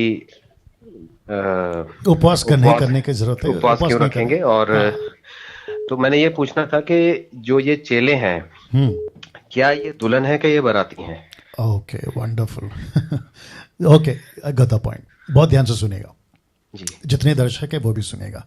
जब यीशु मसीह चेलों से बात कर रहे हैं तो हमारे दिमाग में एक फ्रेम बनना चाहिए। फ्रेम का मतलब, फ्रेम का हिंदी वर्ड क्या है, जो भी है, फ्रेम एक बनना चाहिए। वो फ्रेम है यहूदी का। तो जब यीशु कोई एग्जाम्पल देते हैं, यीशु कोई बात करते हैं, तो हमें देखना है कि दिमाग में रखना है कि ओके, चेले से बात कर रहे हैं मतलब यहूदियों से बात कर रहे हैं। लेकिन जब बात आती है पौलुस की, तो मिनिस्ट्री वहाँ टोटल चेंज हो जाती है। वो कंसेप्ट चेंज होकर आ जाता है अन्य जातियों में। तो अन्य जातियों को और इजरायलियों को मिलाकर पौलुस कहता है इफिसियों की किताब में, और वो शुरू करता है 5वें अध्याय से, 5वें अध्याय के 25 से और आते हैं 31 तक में। वो कहता है खास करके 31 और 32 में, ये रहस्य गंभीर है, ग्रेट मिस्ट्री। लेकिन मैं बात कर रहा हूं दूल्हे और दुल्हन की। तो दुल्हन को कहा कलीसिया। अगर हम पतरस को कलीसिया कहते हैं, आई हो आप सुन रहे भैया, जी, अगर वो पतरस को कलीसिया कहता है और पौलुस कहता है कि मैं कलीसिया की बात कर रहा हूं, तो दुल्हन है। तो उस दो रेफरेंस से हम पतरस को कलीसिया बोल सकते हैं, क्योंकि मत्ती की किताब उसका 16 के 18 में उसने बोला तू कलीसिया है, मैं इस कलीसिया पर इस पत्थर पर मैं अपनी कलीसिया बनाऊंगा। आपने पढ़ा होगा, राइट? तो उस रेफरेंस से हम बोल सकते हैं कि यस, पतरस भी कलीसिया है, पतरस भी दुल्हन है, उसके चेले भी दुल्हन है। बट फिर प्रश्न उठता है कि प्रेरितों के प्रकाशित वाक्य 4 अध्याय में जो प्राचीन है, जिसमें 12 गोत्र याकूब के संतानों का और फिर 12 अपोस्तल यानी कि डिसाइपल जीसस के, फिर वो हमको समझना होगा। तो इसके ऊपर क्लियर कट, वापस कह रहा हूं, क्लियर कट किसी प्रकार का स्क्रिप्चर नहीं है कि चेलों की गिनती किस में की जाएगी। और ये यीशु की मर्जी है, अगर वो उनको दुल्हन कहता है वेल एंड गुड, अगर नहीं कहता है तो भी कोई दिक्कत नहीं है। लेकिन कम से कम आप और मैं यीशु की दुल्हन है, ये तो कंफर्म है। बिल्कुल, ये बिल्कुल ठीक है। या ठीक है, थैंक यू बहुत बहुत धन्यवाद। God bless you, God bless you, God bless. और आपकी आवाज बहुत अच्छी है।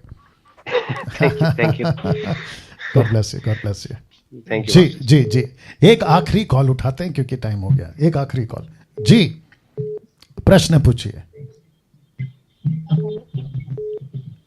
जी, प्रश्न पूछिए। जी जी, प्रश्न पूछिए। हेलो सर, मैं 2 साल से प्रभु में हूँ। हाँ, एक्चुअली सर मुझे बहुत ऐसे गलत ख्याल आते हैं। मतलब मैं 12-13 साल की थी तो तब से आते हैं, पर अभी भी मुझे प्रॉब्लम होती है। और उसके साथ साथ सर एक प्रॉब्लम और है कि जैसे मैं प्रेयर करती हूँ ना, तो मेरे हाथों पैरों में से शिवरिंग वगैरह होता है, और मेरे सिर में भी ऐसा, मतलब सिर भी ऐसा हिलता है। और ऐसा जी मचलता है, उल्टी होती है। ठीक है, हर बार जब भी प्रेयर करती हूँ तो। ठीक है, ठीक है तो सिस्टर, सर एक्चुअली जी, ऐसा आपका है कि नाम मेरे क्या घर है? में थोड़ा सा बाइबल वगैरह मुझे ऐसे पढ़ने तो नहीं मिलती थी हस्बैंड के घर में। मैं अभी जब रहती थी, अभी 2-3 महीने से मम्मी के है। जी जी, आपका नाम क्या है बहुत विरोध सिस्टर? होने के वजह से मैं उसमें नहीं रह पाई। तो सर मुझे एक्चुअली पूछना ये था, मतलब मेरा बैप्टिज्म भी नहीं हुआ, मैंने लिया नहीं। तो ये पूछना था सर कि ऐसा क्यों हो रहा है, जो भी मतलब ये उल्टी वगैरह जो मुझे होती है, और कि इससे मुझे छुटकारा कैसे मिलेगा सर? ओके, मेरी आवाज आप तक पहुंच रही है? तो थोड़ा ब्रेक हो रही है। अच्छा, अभी आ रही है? हाँ, अभी आ रही है। ठीक है, आपका नाम क्या है? मेरा नाम दर्शना है सर। दर्शना, आप कहाँ से हैं? नागपुर से सर। नागपुर से। कब से मसीह हैं? मतलब मसीह में कब से? 2 साल हो गए सर। 2 साल हो गए, ठीक है, ठीक है। हाँ, देखिए, ये जो प्रोग्राम है ना सिस्टर, हाँ, यहाँ पे बाइबल से प्रश्न पूछने को बोला गया है। आपका व्यक्तिगत समस्या है ना ये? हाँ सर, थोड़ा प्रॉब्लम। मेरी बात सुन लीजिए, मेरी बात सुन लीजिए, हाँ, मेरी बात सुन लीजिए। आप जो बोल रही हैं ना, मैं उससे क्या कहते हैं ना, इत्तेफाक रखता हूँ। आप परेशान हैं, आप दिक्कत में हैं, ये बात सब सही है। लेकिन ये जो जगह आपने अभी कॉल किया है ना, ये बाइबल से प्रश्न पूछने के लिए व्यक्तिगत समस्या नहीं। ये तो ऐसा हो गया कि आप, अरे बाप रे, नहीं सर, एक्चुअली नहीं, अगर ऐसा प्रॉब्लम है सर तो ऐसे कंडीशन में बैप्टिज्म ले सकते हैं क्या? ठीक है, आप मुझे अलग से कॉल करिए, मैं आपसे बाद में बात करूंगा सिस्टर। हाँ ठीक है, क्योंकि काफी लोग हैं ना। एक आखिरी कॉल, मैं आपको पर्सनली कॉल करने वाली थी। एक आखिरी कॉल हम लेंगे और फिर उसके बाद मैं उम्मीद करता हूँ कि कट करो। हेलो जी, ये डैनियल रस के प्रोग्राम है ना सर? जी सर बोल रहे हैं सर आप? जी, मैं डैनियल राज जी जी जी, मैं सिस्टर जी। सर एक सेकंड, मेरे हस्बैंड आपसे बात करेगा बोल रहे। जी जी जी, हाँ जी, जान जल्दी आइए सर। बाप रे। हाँ सर, ऑनलाइन ये क्वेश्चन चल रहा है ना सर अभी भी? जी जी जी, चल रहा है। हाँ जी सर, जी वो वही पूछना था कुछ वो आपसे, जल्दी। हाँ लीजिए, ये आखिरी कॉल है दोस्तों, उसके बाद खत्म करेंगे। जय मसीह सर। जी भैया, जय मसीह। जय मसीह सर। सर मैं दीमापुर नागालैंड से बोल रहा हूँ सर। जी बोलिए। सर मेरा नाम शंकर है सर। जी सर, मैं वो पूछना चाहता हूँ सर कि सर ये जो जनरेशन कर्ज जो है, मेरे मम्मी पिताजी वो लोग तो हिंदू है सर। मैं तो ज्यादा दिन नहीं हुआ क्रिश्चियन होने वाला, मैं 3 साल हुआ प्रभु को जानने के लिए सर। जी, तो मैं वो चाहता हूँ कि जो मेरे जो माता पिताजी से जो लोगों का कर्ज है, जो जनरेशन कर्ज है, क्या सर वो हम लोग को साथ में भी लगा रहता है क्या, जैसे जनरेशन कर्ज? Okay, got it. अब मेरा सवाल, आपके सवालों का जवाब मैं दे रहा हूँ, उसको सुन लीजिए शांत होकर, ठीक है ना? जी सर। देखिए, ये वही प्रश्न है जो अभी थोड़ी देर पहले किसी ने पूछा था। लगता है भाई साहब ने नहीं सुना, इसलिए वो पूछ रहे। कोई दिक्कत नहीं, मैं जवाब फिर भी दे देता हूँ। जब हम मसीह बन जाते हैं, भाई साहब आप सुन रहे होंगे, जब हम मसीह बन जाते हैं, जिस दिन हम यीशु को अपनाते हैं, किसी प्रकार का कोई श्राप हमारी जिंदगी में नहीं रहता, नहीं रहता, नहीं रहता। अच्छा, यह पत्थर की लकीर है, नहीं रहता। उसके बाद अगर कोई तकलीफ में है, परेशानी में है, तो वो बैठे प्रभु के पास, पूछे प्रभु से क्या जीवन में दिक्कत है, ऐसा क्यों हो रहा है, क्या मेरा जीवन प्रभु के साथ ठीक नहीं है, इन सबको जांचें, बाकी उसको प्रभु जवाब देगा। बहुत बहुत शुक्रिया sir, thank you, God bless. या कट करें। ओके दोस्तों, मैं यहाँ पे समाप्त कर रहा हूँ। माफ़ी चाहता हूँ कि आज 10 मिनट में आगे चला गया, बट इंटरेस्टिंग हो रहा है, दिलचस्प बन रहा है। मैं समझ पा रहा हूँ कि मसीह की दया में कितनी दिक्कतें हैं, मैच्योरिटी किस लेवल पे है, परिपक्वता की कितनी ज़रूरत है, ये भी समझ पा रहा हूँ। और मुझे क्या कहते हैं, अफसोस है इन सबको। खैर एक दो को गिनकर मैं सबको एक ही कटघरे में नहीं खड़ा करना चाहता, वो बात भी अलग है, बट फिर भी प्रश्न उठता है कि मैच्योरिटी लेवल बहुत कम है। तो मैं समझता हूं कि मैंने सुविधा के लिए, आत्मिक मजबूती के लिए ये ऑप्शन रखा है, प्रोग्राम रखा है, ताकि आप प्रश्न पूछें, मजबूत हो। लेकिन अगर ये प्रोग्राम नहीं होगा, मुझ जैसे लोग अगर ऐसे अवेलेबल नहीं रहेंगे, तो आप क्या करोगे? बैसाखी मत ढूंढो, खुद के पैर पे खड़े रहो, खुद स्टडी करो, पढ़ो बाइबल को, मांगो प्रभु से, परमेश्वर के साथ में मजबूती बनाओ। मैं हमेशा कहता हूं, जिसको कहने के लिए मुझे कोई परहेज नहीं है, कि मैं 3 बार 5वीं क्लास फेल हूं, 3 बार, उसके बावजूद मैं स्टडी करता हूं हर ट्रांसलेशन, हर लैंग्वेज को, कॉन्टेक्स्ट को, हिस्ट्री को, क्रिटिक्स को, सब कुछ। उसके बाद ये 30 साल में मैंने जो भी ज्ञान हासिल किया है, मैं अपने तक क्यों रखूं, आपके साथ बांटूं, इस वजह से मैंने ये प्रोग्राम रखा है। और ये मैं तब तक रखूंगा जब तक आप लोगों के प्रश्न खत्म नहीं हो जाते। तो कल फिर वापस आ रहा हूं 8 बजे। मेहरबानी करके कॉल करने वाले कॉलर्स अपने पीछे का बैकग्राउंड म्यूजिक बंद करके ही कॉल करें, अन्यथा आपका नंबर काट दिया जाएगा। चलिए, अपना ख्याल रखें, प्रभु आपको आशीष दे। और याद रखिएगा, जो पहली बार देख रहे हैं यूट्यूब चैनल, सब्सक्राइब करिए, आइकन बेल दबाइए, और फेसबुक वाले आप लोग पेज को लाइक करें, फॉलो करें। Thank you, God bless you. कल 8 बजे फिर मुलाकात होगी।